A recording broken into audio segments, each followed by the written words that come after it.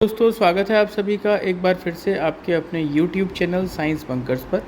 दोस्तों पैडागोजी की सीरीज़ में ये सेकंड वीडियो है और जैसा कि DSSB TGT मैथ्स का एग्ज़ाम 6 नवंबर को है तो उसी के लिए हम प्रिपरेशन कर रहे हैं। इम्पॉर्टेंट वीडियो रहने वाला है, इम्पॉर्टेंट क्वेश्चंस रहने वाले हैं। ये क्वेश्चंस हिंदी और इंग्लिश दोनों में रहेंगे दोस्तों। जैसा कि मैंने कमेंट्स में देखा कि बहुत सारे जो कैंडिडेट्स हैं वो हिंदी में भी पैडागोजी के क्वेश्चंस चाहते हैं, तो ये मैंने बायलिंगुअल ये वीडियो बनाया है, तो आप जुड़े रहेगा वीडियो के एंड तक। बहुत इंपॉर्टेंट क्वेश्चन है इसमें। पहला क्वेश्चन है, child centred pedagogy does not give primacy to. ठीक है, चाइल्ड सेंटर्ड पैडागोजी जो है वो किससे प्राइमेसी नहीं देती है, तो देखेंगे। पहला है children experiences, children's voices, children rote memorisation. ठीक है, तो इसको बढ़ावा नहीं देती है। हिंदी में एक बार देख लें। बाल केंद्रित शिक्षण पद्धति प्राथमिकता नहीं देती है बच्चों के अनुभवों को, बच्चों की आवाज़ों को, बच्चों के रटकर याद करने को। ठीक है, तो जो रटकर याद करने का जो केंद्रित शिक्षण पद्धति को प्राथमिकता नहीं देता है। नेक्स्ट क्वेश्चन देखते हैं दोस्तों। Which of the following is a key feature of assessment for learning. Assessment for learning की बात हो रही है दोस्तों, तो कौन सा की फीचर है जो अधिगम के मूल्यांकन की एक प्रमुख विशेषता है। तो पहला है दोस्तों, conducted only at the end of the term. Second है, help teachers adjust teaching based on student progress. तो ये हेल्प करता है टीचर को तो अपनी टीचिंग को एडजस्ट करने के लिए कि स्टूडेंट की प्रोग्रेस किस हिसाब से हुई है ना, कितना स्टूडेंट ने सीखा है, उसकी क्या प्रोग्रेस है, उसके बेस पर टीचर को हेल्प करता है ये एडजस्ट करने के लिए कि उसकी आगे की स्ट्रेटेजी क्या होने वाली है। तो सेकंड ऑप्शन होने वाला है इसका करेक्ट। विद्यार्थियों की प्रगति के अनुसार शिक्षण को समायोजित करने में शिक्षक की सहायता करता है दोस्तों। क्वेश्चन नंबर नेक्स्ट देख, which of the following best reflect a rights based approach to inclusive education. यानी कि अधिकार आधारित दृष्टिकोण से समावेशी शिक्षा का सर्वोत्तम उदाहरण कौन सा है इसमें, ये देखना है हमें। ऑप्शन देख लेते हैं। Inclusive education with support and accommodation for all learners, यानी सभी शिक्षार्थियों के लिए सहयोग और सुविधा के साथ समावेशी शिक्षा। ठीक है, तो ये राइट अप्रोच है एकदम। ठीक है, बाकी के ऑप्शन भी देख सकते हैं आप। बिना किसी अतिरिक्त सहायता के दिव्यांग बच्चों को, तो दिव्यांग बच्चों की बात जब हो रही है तो इसमें इंक्लूसिव एजुकेशन नहीं रहा, समावेशी में सभी तरह के बच्चे आएंगे। इसके अलावा विशेष शिक्षा केवल पृथक संस्थानों में प्रदान करता है, तो पृथक संस्थानों नहीं है, एक सेपरेट इंस्टीट्यूट नहीं होती। फिर समावेशी का मतलब ही क्या रह गया अगर हम इंस्टीट्यूशंस को सेपरेट कर देंगे। तो उच्च प्रदर्शन करने वाले विद्यार्थियों को प्राथमिकता देना, तो ये भी नहीं हो सकता, तो ऑप्शन ए इसका करेक्ट होगा। नेक्स्ट क्वेश्चन की तरफ बढ़ते हैं। Which of the following comes under procedural knowledge as per taxonomy given by Anderson and Krathwohl. तो एंडरसन और क्रेथवॉल के वर्गीकरण के अनुसार प्रक्रियात्मक ज्ञान यानी प्रोसीजरल नॉलेज में आता है, तो क्या इसमें प्रयोग आता है, एक्सपेरिमेंट्स आते हैं। ठीक है, जो इसमें अगर आप प्रोसीजरल नॉलेज की बात करेंगे तो इसमें आएगा प्रयोग, एक्सपेरिमेंट, ये ध्यान रखना है आपको। नेक्स्ट आपकी तरफ बढ़ते हैं हम, नेक्स्ट क्वेश्चन की तरफ। विच of the following best illustrate the use of processes drama in the classroom. ठीक है, process drama in the classroom, और इसको एक बार हिंदी में देखें तो इसको कहते हैं हम प्रक्रिया नाटक। ठीक है, इसका सर्वोत्तम उदाहरण क्या हो सकता है, तो student memorise dramatic monologue for assessment, student participate in unscripted role play to explore a theme, student watch a drama performance and write a review, student rehearsal and perform scripted play. यानी कि विद्यार्थी मूल्यांकन के लिए नाटकीय संवाद याद करते हैं। दूसरा है, विद्यार्थी किसी विषय को समझने के लिए बिना स्क्रिप्ट के किसी भूमिका अभिनय करते हैं, और विद्यार्थी एक नाटक को देखकर उसकी समीक्षा लिखते हैं। और चौथा है, विद्यार्थी एक तैयार नाटक का अभ्यास मंचन करते हैं। तो प्रोसेस ड्रामा है क्योंकि ये तो बिना स्क्रिप्ट के होता है प्रोसेस ड्रामा, तो सेकंड ऑप्शन इसका करेक्ट होगा। यानी कि विद्यार्थी जो है वो किसी विषय को समझने के लिए बिना स्क्रिप्ट के ही भूमिका या अभिनय करते हैं। Student participate in unscripted role play to explore a theme. Next question की तरफ बढ़ते हैं। Descriptive knowledge means. ठीक है, तो डिस्क्रिप्टिव नॉलेज होता है जानना के, डिस्क्रिप्शन है ना, तो नोइंग दैट। ठीक है, तो descriptive knowledge means knowing that, ये ध्यान रखेंगे। नेक्स्ट क्वेश्चन है अपना कि विच of the following promotes inclusion in education. देखिए, समावेशी शिक्षा से क्वेश्चन बहुत आते हैं। विद्यालयों में समावेशन को बढ़ावा देता है, क्या करता है देखिए, collaborative learning and peer support. बिल्कुल, कोलैबोरेटिव लर्निंग और पीयर सपोर्ट जो है प्रमोट करता है इंक्लूजन को, सहयोगात्मक शिक्षण और सहपाठी सहायता। ठीक है, ये ऑप्शन बाकी भी देख लेते हैं। सभी शिक्षार्थियों के लिए एक समान शिक्षण।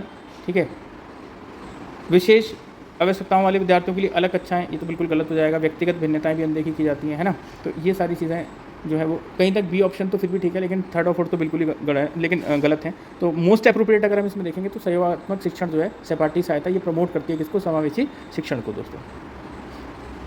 बी ऑप्शन में सभी शिक्षार्थियों के लिए समान शिक्षण में ये हो सकता है कि देखिए, शिक्षण समान नहीं होता, मटेरियल सेम हो सकता है, सिखाना जो हम चाहते हैं वो सब सेम हो सकता है, लेकिन अलग अलग बच्चे के हिसाब से, नीड के हिसाब से अलग अलग तरीके से उसकी शिक्षण विधि होती है, इसलिए बी ऑप्शन नहीं होगा इसमें, तो ए ऑप्शन इसका करेक्ट होगा। अगला क्वेश्चन है विच of the following is statement about mother tongue is incorrect, कौन सा इसमें से गलत है। तो मदर टंग को लेकर के the language to which a child is predominantly expose from infancy is known as the mother language, तो एकदम सही है। जिस भाषा में संपर्क में बच्चा शैशव काल से अधिक होता है वही मातृभाषा कहलाती है, ठीक है। सेकंड है mother tongue is most effective means of transmission of culture, ये भी बात एकदम सही है कि जो मदर टंग है वो सबसे अच्छा मीडियम है अपने थॉट्स को ट्रांसमिट करने का। तो मातृभाषा संस्कृति के संप्रेक्षण का सबसे प्रभावी माध्यम है, ये भी ठीक है। थर्ड है perception, comprehension and creative expression are minimally developed through the mother tongue, यानी कि धारणा, समझ और सृजनात्मक अभिव्यक्ति मातृभाषा से न्यूनतम रूप से विकसित होती है। यह वातावरण को सीखने से प्राप्त होती है, शारीरिक उत्तराधिकार से नहीं। तो ये इसमें गलत है क्योंकि इसमें मिनिमल डेवलपमेंट लिखा है थ्रू मदर टंग का, जबकि परसेप्शन, कॉम्प्रीहेंशन और क्रिएटिव एक्सप्रेशन जो होते हैं ये मैक्सिममली डेवलप होते हैं मदर टंग से ही, ठीक है।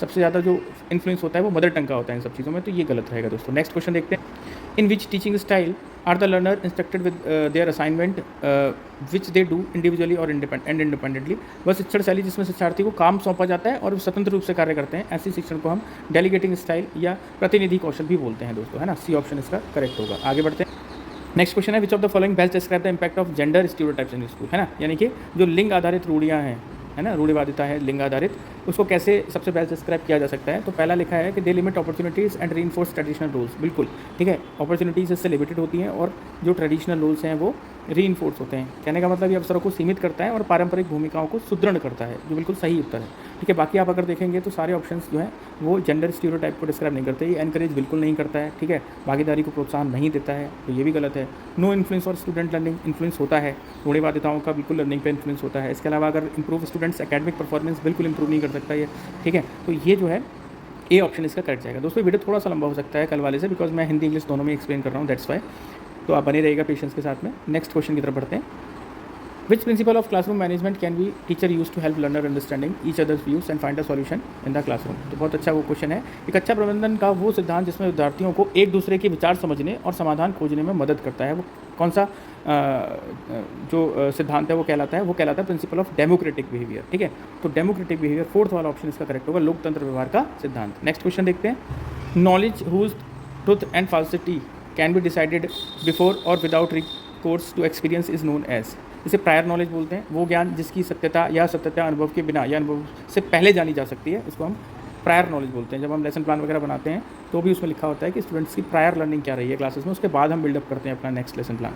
तो आगे बढ़ते हैं, नेक्स्ट क्वेश्चन देखते हैं, which of the following best illustrate the use of assessment for learning in the classroom. Assessment for learning की बात हो रही है, तो असेसमेंट फॉर लर्निंग की मतलब अधिगम के लिए मूल्यांकन का सर्वोत्तम उदाहरण जो है वो है real time feedback to support learning, या सीखने में सहायता हेतु वास्तविक समय पर प्रतिक्रिया देना। ये रियल टाइम लर्निंग पर ये असेसमेंट फॉर लर्निंग का सबसे बेस्ट इलस्ट्रेशन रहेगा। आगे बढ़ते हैं दोस्तों, ये थोड़ा फिलोसफी से क्वेश्चन है, इन विच स्टेज पंचपदी, है ना, do children try to understand core concept through a play, inquiry, experiment etcetera. तो बोध इसका करेक्ट है ना, पंचपदी में बोध है इसका, बोध मतलब ज्ञान होना। पंचपदी की व्यवस्था जिसमें बच्चे खेल, खोज, प्रयोग आदि के माध्यम से मूल अवधारणाएं समझते हैं, तो ये बोध रहेगा, ठीक है, बोध इसका करेक्ट ऑप्शन रहेगा। नेक्स्ट क्वेश्चन की तरफ बढ़ते हैं, नेक्स्ट क्वेश्चन है, विच of the following best defines knowledge in the context of education, है।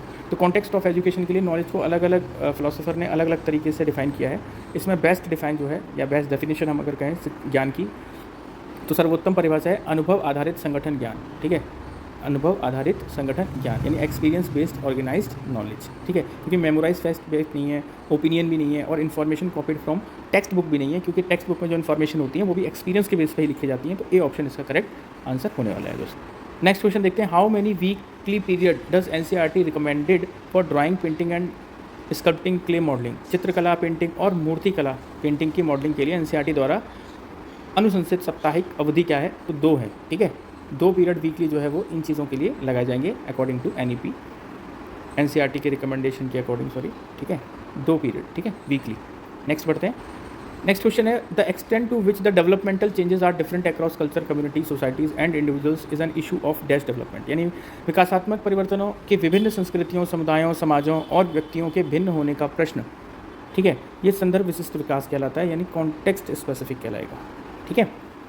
आगे बढ़ते हैं नेक्स्ट क्वेश्चन की तरफ दोस्तों, labelling a particular dialect as standard is a dash judgement, है ना, किसी बोली को मानक घोषित करना एक डैश निर्णय है। कैसा निर्णय है, क्या ये सोशियो साइकोलॉजिकल है, लिंग्विस्टिक है, एपिस्टेमोलॉजिकल है या सोशियो पॉलिटिकल है, यानी कि समाज, मनोवैज्ञानिक, भाषिक, ज्ञान मीमांसात्मक, समाज राजनीतिक, ठीक है, तो ये सोशियो पॉलिटिकल है यानी कि समाज राजनीतिक है। तो इसका करेक्ट ऑप्शन जो होगा दोस्तों वो फोर्थ ऑप्शन करेक्ट होने वाला है, यानी कि समाज राजनीतिक। नेक्स्ट क्वेश्चन है the dash tendency exhibit that development proceed in a longitudinal direction that is from head to foot, है ना।